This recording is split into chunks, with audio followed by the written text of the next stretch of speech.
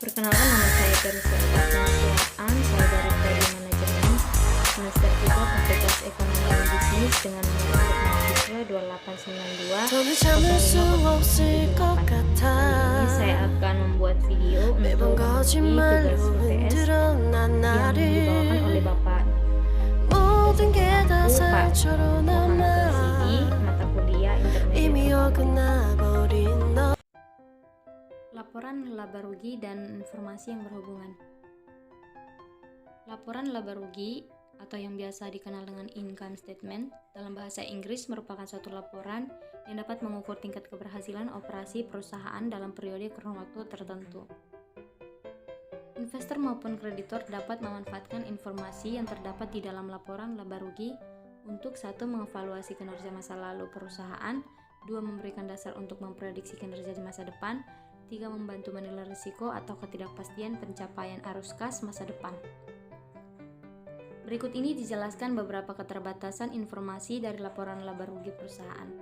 1. Pos yang pengukurannya tidak bisa akurat, kemudian tidak dimasukkan atau dilaporkan dalam laporan laba rugi. Kedua, metode akuntansi digunakan oleh perusahaan dapat mempengaruhi jumlah labanya.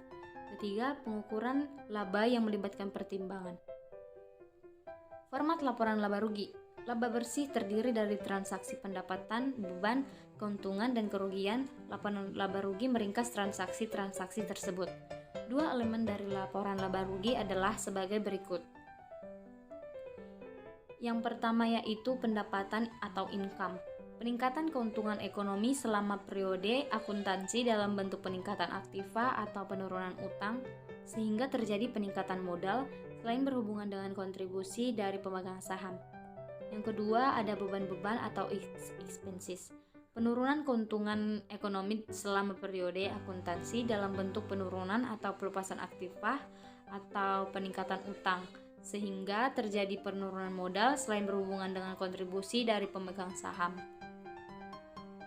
Kemudian slide berikutnya, komponen-komponen yang ada di dalam laporan laba rugi umumnya sebagai berikut. 1. Penjualan.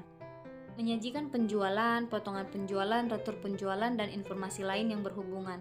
Tujuannya adalah untuk menunjukkan nilai pendapatan penjualan bersih. Kemudian ada harga pokok penjualan, menunjukkan harga pokok penjualan dari pendapatan penjualan. Lalu ada laba kotor, pendapatan kurang dari harga pokok penjualan. Kemudian beban penjualan yaitu melaporkan beban biaya dari usaha perusahaan dalam melakukan penjualan. Lalu biaya administrasi, laporkan beban dari administrasi umum perusahaan. Kemudian yang terakhir pendapatan dan beban lain-lain, yaitu transaksi lain yang tidak termasuk pendapatan dan biaya yang terkait langsung dengan operasional maupun administrasi perusahaan. Kemudian slide berikutnya laba operasional. Laba perusahaan yang diperoleh dari kegiatan operasional perusahaan. Kemudian biaya pendanaan yaitu bagian yang dipisahkan yang mengidentifikasi biaya pendanaan perusahaan, selanjutnya berupa biaya bunga. Yang ketiga, selanjutnya laba sebelum pajak yaitu pendapatan total sebelum dikenai pajak. Kemudian pajak penghasilan, melaporkan biaya pajak yang harus dibayar oleh perusahaan. Kemudian pajak laba bersih, laba yang diperoleh perusahaan setelah dikurangi dengan pajak. Yang terakhir, laba per lembar saham, yaitu nilai keuntungan yang diperoleh perusahaan per lembar saham yang dikeluarkan. Kemudian, pelaporan dalam laporan laba rugi. 1. Laba kotor, 2. Laba dari aktivitas operasi, 3. Laba sebelum pajak penghasilan, 4. Laba bersih, 5. Alokasi kepentingan non-pengendali, 6. Laba per lembar saham, 7. Penghentian operasi, 8. Alokasi pajak intraperiod. Laporan posisi keuangan dan laporan arus kas. Laporan posisi keuangan atau neraca. Laporan posisi keuangan atau Statement of Financial Position atau yang biasa dikenal dengan neraca merupakan pelapor atau aset atas aset, kewajiban, dan ekuitas pemilik dari perusahaan bisnis pada tanggal yang telah ditentukan. Merupakan penyedia informasi tentang sifat maupun jumlah dari investasi di dalam sumber daya yang dimiliki oleh perusahaan. Suatu kewajiban pada kreditor. serta ekuitas pemilik di dalam suatu sumber daya bersih yang dimiliki oleh perusahaan. Membantu perusahaan dalam melakukan prediksi jumlah, waktu, serta adanya ketidakpastian terhadap arus kas di masa yang akan datang. Kemudian kegunaan neraca. Apa saja yang menjadi kegunaan neraca? Yaitu sebagai berikut. 1. Menghitung laju keuntungan. Kemudian yang kedua, mengevaluasi struktur modal. Yang ketiga, menaksir risiko dan arus kas di masa mendatang. Keempat, menganalisis likuiditas, solvensi, dan fleksibilitas keuangan perusahaan.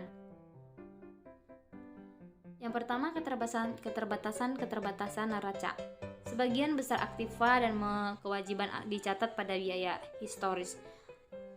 Maksudnya akibatnya informasi-informasi keuangan yang dilaporkan di dalam neraca mempunyai reliabilitas tinggi, namun juga mendapat kecaman sebab nilai wajar yang ada saat ini dan lebih relevan justru malah tidak dilaporkan. Menggunakan pertimbangan dan estimasi. Pertimbangan serta estimasi atau perkiraan harus dimanfaatkan dalam menentukan setiap pos yang kemudian dilaporkan ke dalam neraca perusahaan. Kemudian yang kedua, beberapa pos dari nilai keuangan diabaikan. Maksudnya neraca perlu mengabaikan beberapa pos yang merupakan suatu nilai keuangan di dalam suatu perusahaan, tetapi nilai tersebut tidak dapat dicatat serta secara objektif oleh perusahaan. Kemudian ada unsur-unsur dalam neraca. Yang pertama, aktiva, sumber daya yang dikelola oleh perusahaan yang berasal dari transaksi masa lalu, dan dari sumber daya tersebut perusahaan mengharapkan keuntungan. Yang kedua, kewajiban, yaitu menampilkan kewajiban dari entitas yang timbul dari kejadian masa lalu dan akan ada arus kas yang keluar untuk membayarnya. Yang terakhir, ekuitas, merupakan hasil dari semua aktiva dikurangi dengan semua kewajiban. Aktiva tidak lancar umumnya terdiri atas investasi jangka panjang. Investasi jangka panjang atau long term investment terdiri dari satu investasi yang berbentuk sekuritas, seperti contohnya adalah obligasi, wesel yang berjangka panjang ataupun saham biasa. Kemudian yang kedua, investasi yang berbentuk aktiva tetap berwujud, yang pada saat sekarang tidak digunakan dalam melakukan aktivitas operasi perusahaan, contohnya seperti tanah yang ditahan kemudian digunakan dalam spekulasi. Yang ketiga, investasi yang dilakukan penyisihan dalam suatu dana khusus, contohnya seperti dana pelunasan, dana perluasan pabrik, ataupun dana pensiun. Yang kedua, ada properti, pabrik, serta peralatan, yaitu properti, pabrik, serta peralatan atau yang biasa juga disebut sebagai property, plant and equipment, ialah suatu kekayaan yang dimiliki oleh perusahaan yang memiliki sifat tahan lama dan dimanfaatkan dalam proses operasi regular.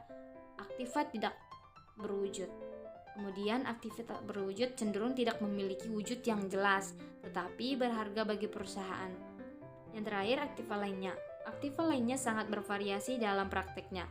Umumnya pos yang tergabung dalam aktiva lainnya ini meliputi beban yang dibayar di muka berjangka panjang, aktiva dalam dana khusus, piutang tidak lancar, properti yang dipegang dan kemudian dijual, serta sekuritas yang dibatasi ataupun kas restriktif.